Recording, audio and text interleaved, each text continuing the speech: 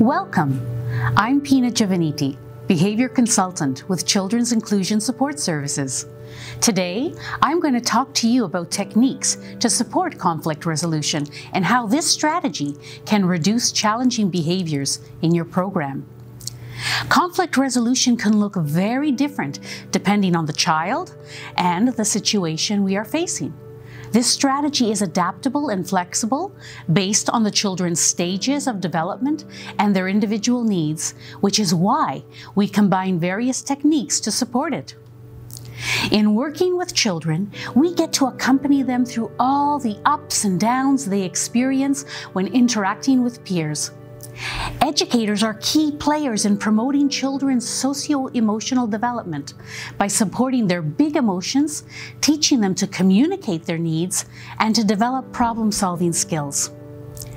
When conflicts arise that are too big for children to resolve on their own, this provides us with opportunities to support the development of those skills.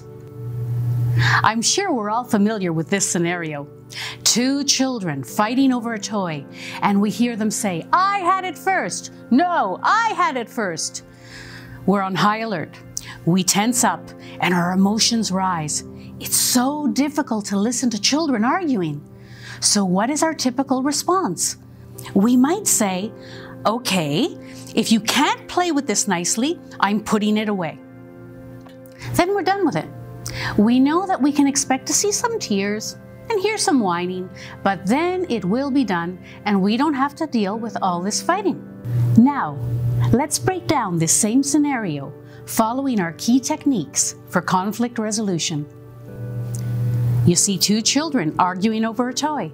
"I had it first." "No, I had it first." We tense up. Then we take a deep breath and we approach quickly and calmly. We enter the conversation using an empathetic response. "Hey, you're having a problem. Tell me about it." If the disagreement is over a toy and they just can't focus on discussing the problem, we may say, "I'm going to hold on to this toy for now so we can talk about your problem."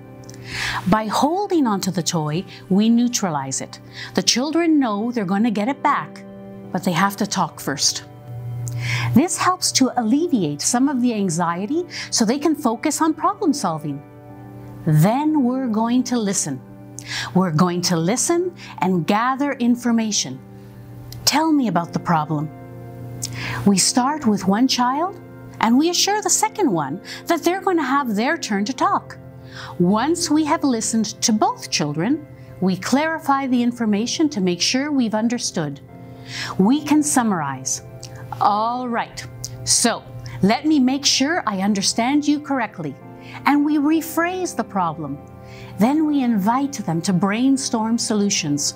And the children may give you silly solutions, but that's okay.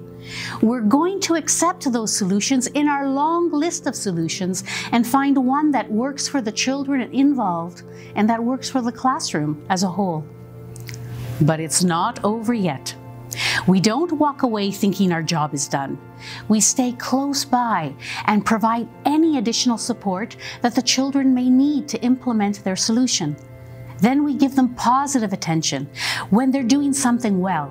We may say something like, "Hey, you did a great job solving that problem," or "It was nice of you to let your friend go first." So to recap, when children are in conflict, 3 key techniques for conflict resolution are to 1. Use an empathetic response. Children cannot start to reason before their emotional needs have been validated. 2. Listen. Listen to the children and brainstorm solutions. Collaboration is key in teaching them to learn this skill for themselves. Number 3, support. Support the follow-through. In the same way that children may need support to resolve conflicts, they may need support in implementing the solution. For example, if children have agreed to share a toy after 3 minutes, an adult can keep an eye on the time and provide a reminder for turn taking once that time is up. When children face problems they aren't sure how to resolve on their own, they need the support of someone who can help them meet their needs. By ensuring safety, lending a listening ear, providing encouragement, prompting, and providing follow-up support, we nurture the conditions children need to thrive. These interactions reinforce the development of numerous skills, including receptive and expressive language, self-awareness, perspective-taking, listening, waiting, problem-solving, and support empathy building.